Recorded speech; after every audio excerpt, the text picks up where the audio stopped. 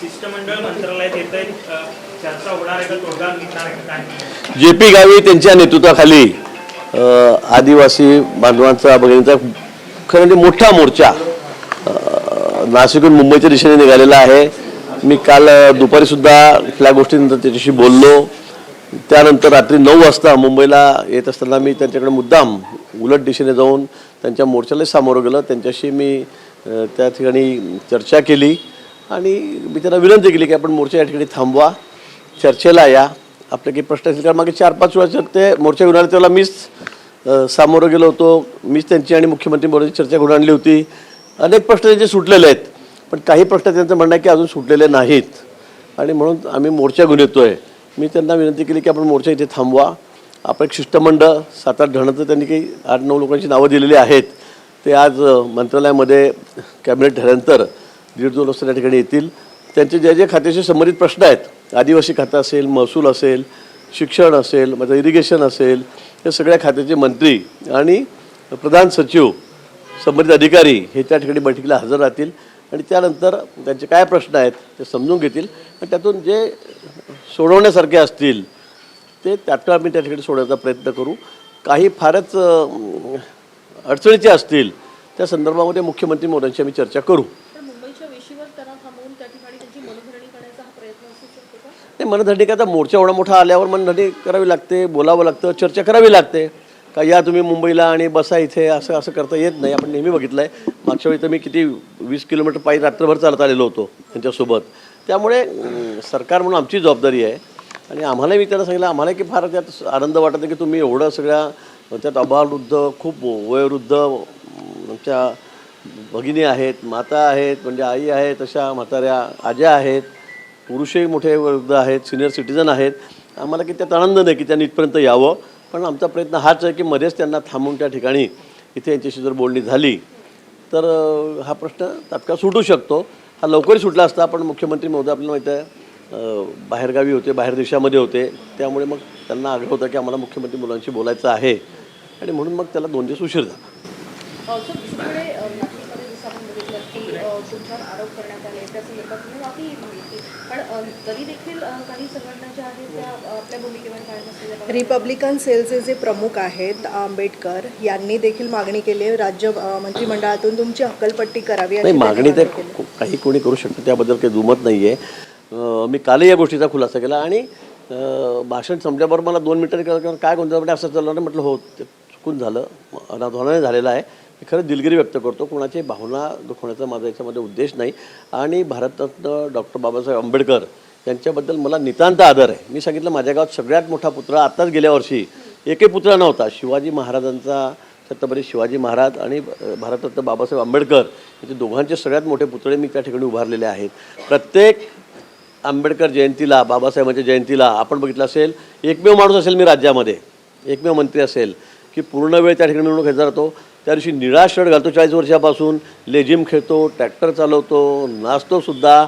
मला वाटतं इतक्या उत्साहामध्ये मी जयंती साजरी करतो. माझ्या मतदारसंघात तुम्ही जाऊन विचारा, तुम्ही जिल्ह्यामध्ये विचारा, मी सांगतो म्हणून नाही. आणि तुमच्या चॅनलवर तुम्ही मागच्या 25-30 वर्षाच्या आंबेडकर जयंती तुम्ही चित्रपट बघा, त्यात फक्त गिरीश महाजन असतात. आणि म्हणून मला असं वाटतं की माझ्याकडे इतकं चांगलं वातावरण आहे, इतकं आमचा भाईचारा आमच्यामध्ये आहे, इतका बंधुभाव आमच्यामध्ये आहे. माझ्याकडे सगळे निवडून येणारे एसीकडे लोक हे BJPचेच असतात. एकही 40 वर्ष तुम्हाला दुसरा दिसणार नाही, दुसऱ्या पक्षात गेलेला दिसणार नाही किंवा निवडून आलेला दिसणार नाही. मग इतकं चांगलं वातावरण असताना एखादा शब्द माझ्याकडून राहून गेला, त्यामुळे मला वाटतं त्याचं असं इतकं त्याच्याबद्दल राजीनामा द्या, ॲट्रॉसिटी दाखल करा, इतकं चांगलं वातावरण माझ्याकडे आहे. माझ्याकडे आत्तापर्यंत मी तर सांगतो, एकाही लग्नात, एकाही मरणामध्ये, सुखात, दुःखात, आजारी असेल, मी शेकडो नाही हजारो लोकांना, आमच्या दलित बांधवांना मुंबईला आणलं असेल. ॲम्ब्युलन्सची व्यवस्था, जेवणाची व्यवस्था, खावण्याची व्यवस्था, मी एकसुद्धा आतापर्यंत असं चुकलं असेल. एक नाही, गरीबातला गरीब माणूस असेल, अगदी त्याच्या खिशामध्ये 1000 रुपये नाहीत, त्यालासुद्धा मुंबईला आणून त्याच्यावर औषधोपचार करून, शस्त्रक्रिया करून मी त्यांना तिथपर्यंत घेऊन जातो. सगळ्यांनाच देतो, पण त्यात सगळ्या समाजाचे लोक असतात. आणि म्हणून तुम्हाला असं कोणी माझ्याबद्दल सांगणार नाही, एक माणूससुद्धा सांगणार नाही की चुकीचं वागतात का चुकीचं करतात.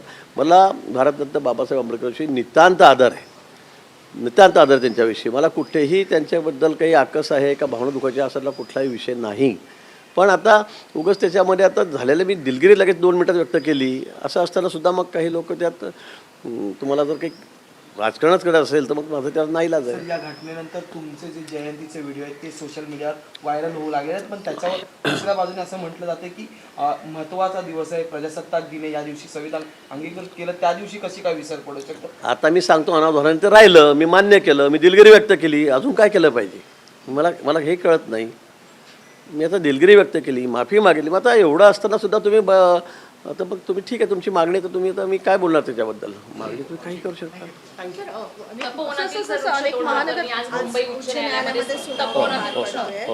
तसे त्या 500-700 झाडांच्या बदल्यामध्ये आम्ही आता बघितलं असेल आम्ही जवळपास 10,000 झाडांची लावून झाली आहेत.